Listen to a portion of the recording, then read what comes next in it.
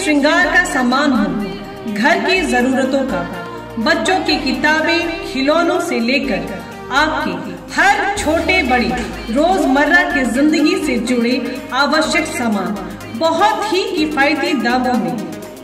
Interior decors, gifts, kitchen items, cosmetics, groceries, school items, artificial jewelleries, decorating items, toys, etc.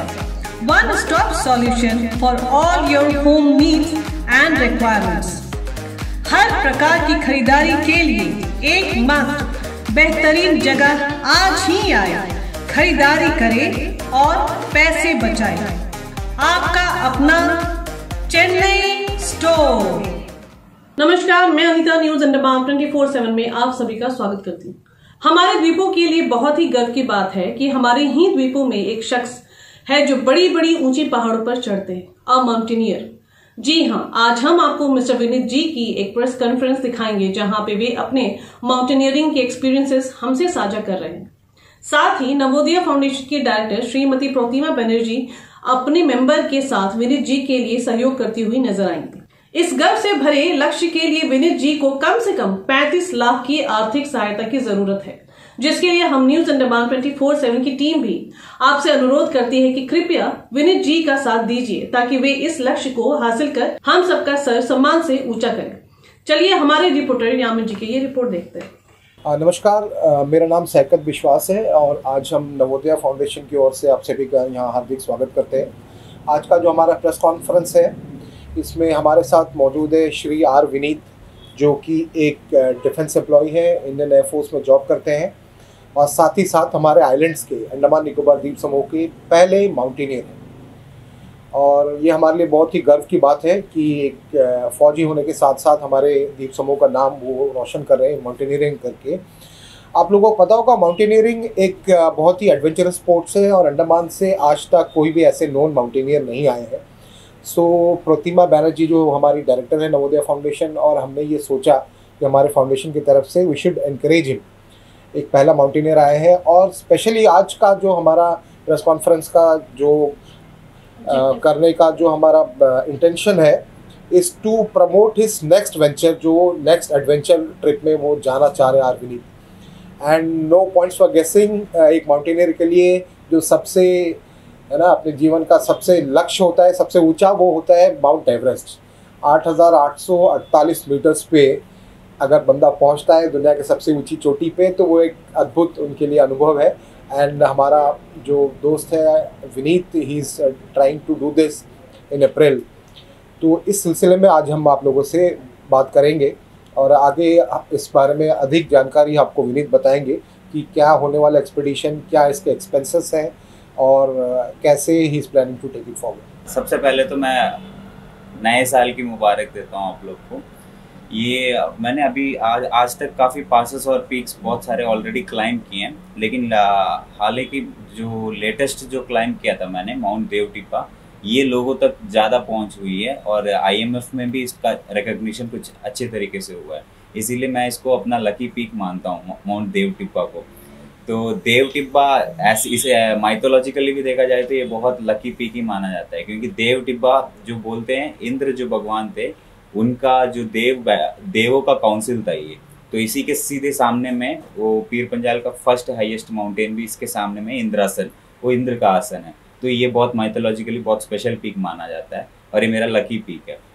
तो अभी जैसे sir ने बताया था, मैं अप्रैल में जो अपकमिंग स्प्रिंग सीजन में नेपाल के मतलब वर्ल्ड के highest peak, top of the world, Mount Everest जा रहा हूँ।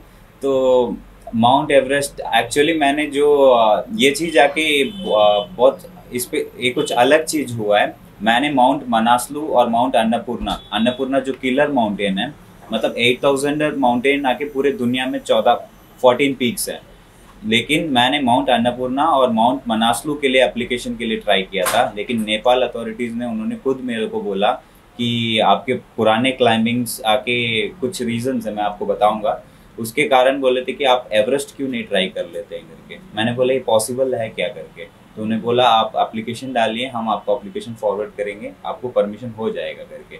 तो वैसे मेरा अभी माउंट एवरेस्ट का एप्लीकेशन पुटअप हो गया है और उन्होंने क्लाइंबिंग परमिट बना दिया है। तो और एक खास बात ये है कि उन्होंने, नेपाल अथॉरिटी ने पहली बार किसी को ऐसे मतलब वॉलंटरीली बोला है कि एवरेस्ट के लिए चलो, क्योंकि एवरेस्ट आके उनका आके नेपाल का एक प्राइड है, क्योंकि mount Everest top of the world ऐसे ही नहीं बोलते हैं, उसका कुछ अलग ही उसकी बात ही कुछ अलग है।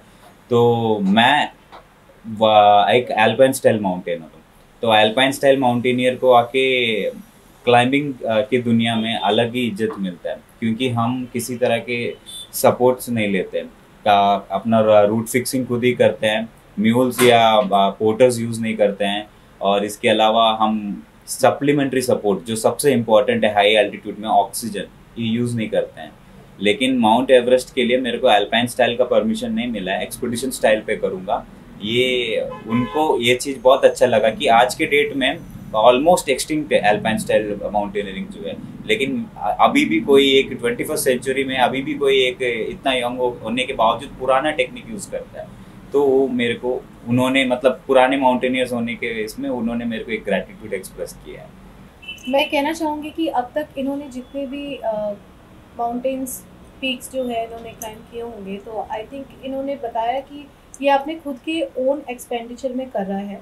मैं मान सकती हूँ कि ये इसकी हॉबी है, क्योंकि एयरफोर्स में होने के नाते जो ड्यूटी ये कर रहा है हमारे नेशन के लिए, उसके अलावा भी साथ ही साथ अगर इसने अपने लिए कुछ ऐसी चीज़ चुन रखी है जो ये करता आ रहा है और आगे भी ये करना चाह रहा है, तो मुझे ऐसे लगता है कि क्यों नहीं हम लोगों को भी इनको सपोर्ट करना चाहिए। एक आइलैंड में कोई बंदा अगर कुछ यूनिक कर रहा है, ऐसी चीज़ें जो अब तक ऐसी कोई भी हमारे आइलैंड में अभी तक किसी ने भी रिप्रेजेंट नहीं किया होगा इस लेवल पे, तो मुझे लगता है कि हम लोगों को इनको सपोर्ट करना चाहिए। और इस बार का जो इन्होंने माउंट एवरेस्ट चुना है, तो काफ़ी ज़्यादा कॉस्ट पड़ रहा है, अराउंड 35 लाख आ रहे हैं, जो कि मुझे लगता है इनको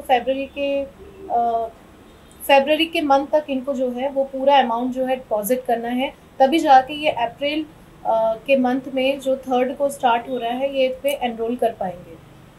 हालांकि 35 लाख सुनते हैं तो काफ़ी ऐसे लगता है कि कैसे होगा, इतना बड़ा अमाउंट है, कैसे करेंगे, लेकिन मैं मानती हूँ कि बूंद बूंद से जो है सागर भरता है। मैं ये नहीं कहती, थोड़ा बहुत अगर हम चाहें, हमारे यहाँ पे जितना भी पॉपुलेशन है हमारे, तो इनफ है कि अगर वो सारे मिल के जो है एकजुट होके थोड़ा बहुत भी कंट्रीब्यूशन देंगे तो इसको काफ़ी एक हद तक हेल्प पहुँचेगी। और ये जो करना चाहता है ये अपने लिए तो कर ही रहा है, पर साथ ही साथ अगर आप ये सोचें कि माउंट एवरेस्ट ये चढ़ जाता है और तो हमारे अंडमान निकोबार आइलैंड को ये रिप्रेजेंट कर रहा है इतने बड़े लेवल पे। तो सभी से मैं अनुरोध करना चाहूँगी कि आप जो है खुलकर इसको सपोर्ट करें। हमारा फाउंडेशन इसको सपोर्ट कर रहा है और हमारे फाउंडेशन के द्वारा ही मैं सबसे अपील करना चाहूँगी मीडिया के थ्रू कि आप लोग बढ़ चढ़कर आगे बढ़े और इसको अपना पूरा सपोर्ट और सहयोग दें।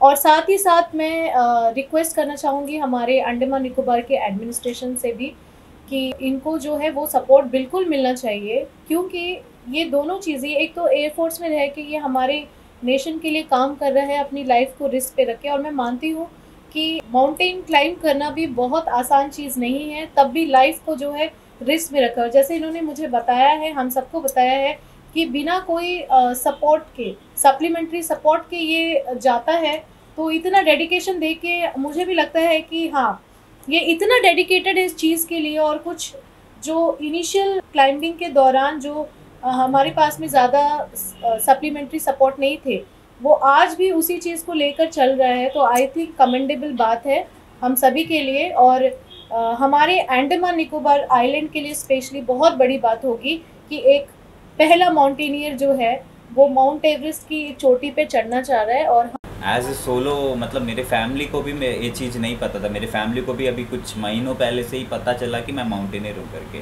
क्योंकि मेरे को वो आप लोग सुने होंगे अल्फा गोस्ट, उसके पीछे भी कहानी है, क्योंकि घर वाले जानते नहीं मैं माउंटेनियर हूँ अभी 1 महीने पहले ही।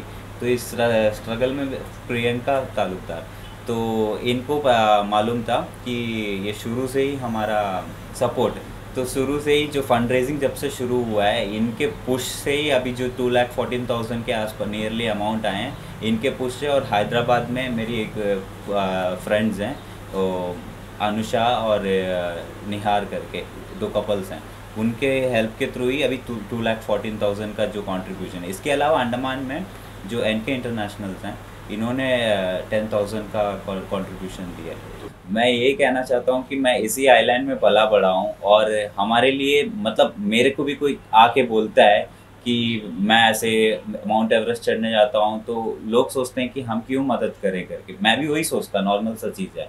मैं ये मतलब इस चीज़ का मैं बोलता हूँ कि आज तक का मतलब ये अंडमान को पहला इंडिपेंडेंट टेरिटरी बोलते हैं। बाकी के इंडिया से पहले हम आके इंडिपेंडेंट हुए 3 साल पहले लगभग ऑलमोस्ट। लेकिन आज के डेट में भी 200 साल मतलब ब्रिटिश एम्पायर में रहने के बावजूद भी जो अभी हम लोग स्टेबलाइज हो रहे हैं पॉलिटिकली, इकोनॉमिकली, हर स्टेट का उसमें कुछ ना कुछ कंट्रीब्यूशन है। अपने अंडमान का भी बहुत बड़े बड़े कंट्रीब्यूशन है। अपने पास वर्ल्ड चैंपियंस हैं, एशियन सिल्वर मेडलिस्ट हैं, बहुत से लोग हैं। लेकिन मैं अपने तरफ से कंट्रीब्यूशन वर्ल्ड लेवल में देना चाहता हूँ, ये एवरेस्ट कंट्रीब्यूशन में। इसमें मैं चाहता हूँ कि मेरे जितने भाई बहन लोग यहाँ पे जितने लोग हैं वो मेरे को सपोर्ट करें, ताकि हमारा नाम और मतलब वर्ल्ड लेवल में क्योंकि ऊंचा कर सकें। माउंटेनियरिंग फेडरेशन का फाउंडेशन का ये परमिशन है जो इनको माउंट तिब्बत से मिला था।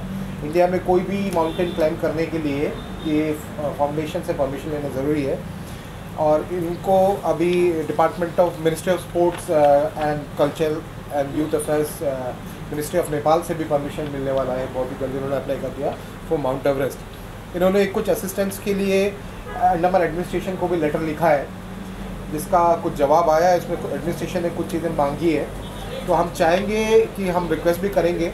मैं प्रतिमा हम लोग बात कर रहे थे, हम लोग चीफ सेक्रेटरी सर को भी रिक्वेस्ट करेंगे कि वो जो है हर पॉसिबल असिस्टेंस जो है विनीत को करें।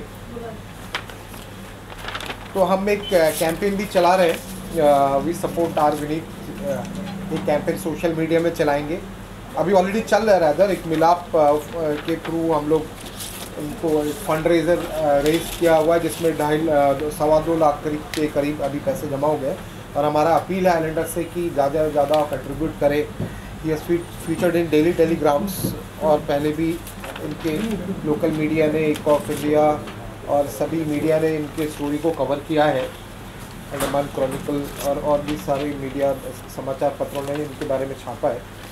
तो मेरा आप सभी से यही रिक्वेस्ट है कि हमारे आइलैंड का पहला बंदा है जो माउंट एवरेस्ट के लिए जा रहा है क्लाइंब करने के लिए, और सिर्फ फंड्स की वजह से उसका ये सपना अधूरा नहीं रहना चाहिए।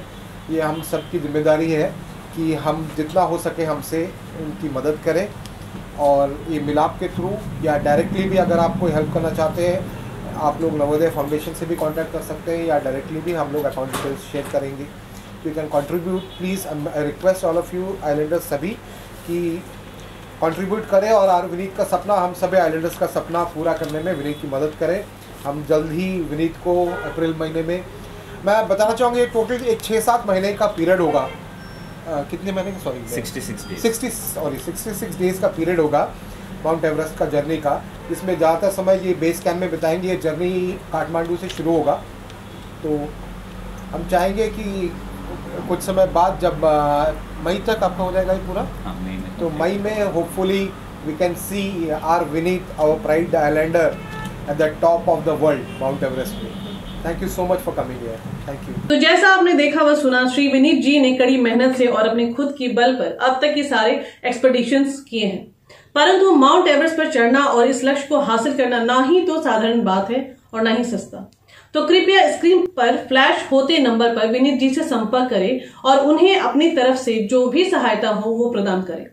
डिस्क्रिप्शन में भी हम आपको डोनेशन लिंक दे रहे हैं, जहां पर भी आप उन्हें डायरेक्टली संपर्क कर सकते हैं और डोनेट भी कर सकते हैं। अगर आपको हमारा यह एपिसोड पसंद आए तो कृपया लाइक, शेयर और सब्सक्राइब जरूर करें और कमेंट सेक्शन में अपनी राय जरूर दें। इसी के साथ मैं अनीता न्यूज अंडमान 24/7 से आज की इस कड़ी से विदा लेती हूँ। नमस्कार।